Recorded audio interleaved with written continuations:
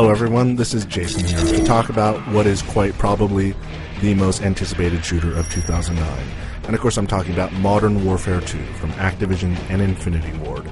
Modern Warfare 2 picks up the storyline left over from its predecessor. In the first game you defeated the Russian ultranationalist Imran Zakhaev, but it was at a heavy cost, and the Russian ultranationalist movement is still alive and dangerous, and this time it's being led by a guy named Vladimir Makarov, who is unleashing a wave of terror around the globe.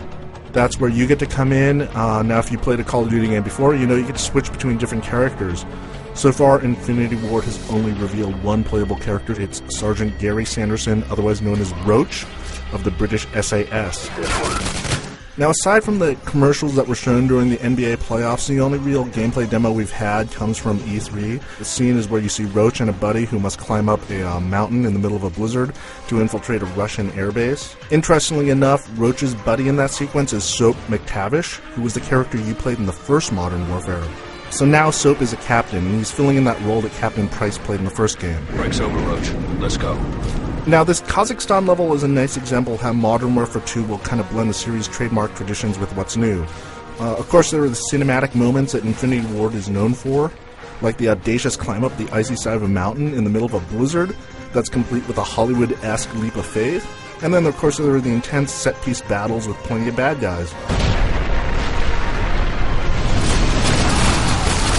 This first part of the mission involves stealth. You're navigating through a blinding snowstorm as you quietly eliminate the guards using silenced weapons and knives. But you also have some new toys to play with, including a heartbeat sensor that lets you detect the presence of human beings around you.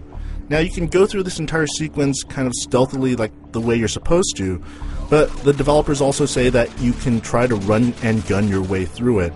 And if you do so, the entire base is going to go on full alert, and it's going to be a lot harder, but at least it's an option. So that's kind of an idea of the choices you have in this sequel. Infinity Ward has some new streaming technology that allows for bigger levels than before. You'll see that when you're zipping around on a snowmobile while engaged in a running battle against other bad guys in snowmobiles and their helicopter gunships above. You get a sense of the scale of the level and how large it is.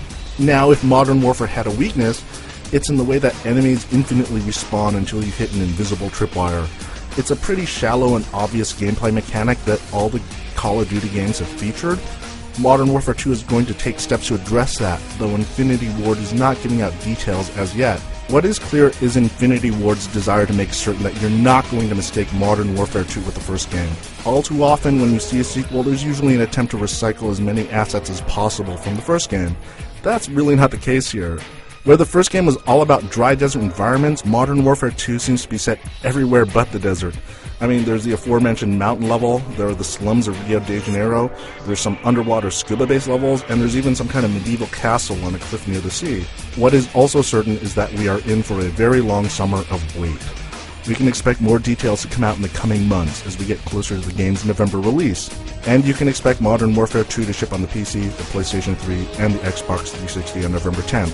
For the latest up-to-date details on Modern Warfare 2, make sure to keep tuned to IGN.com.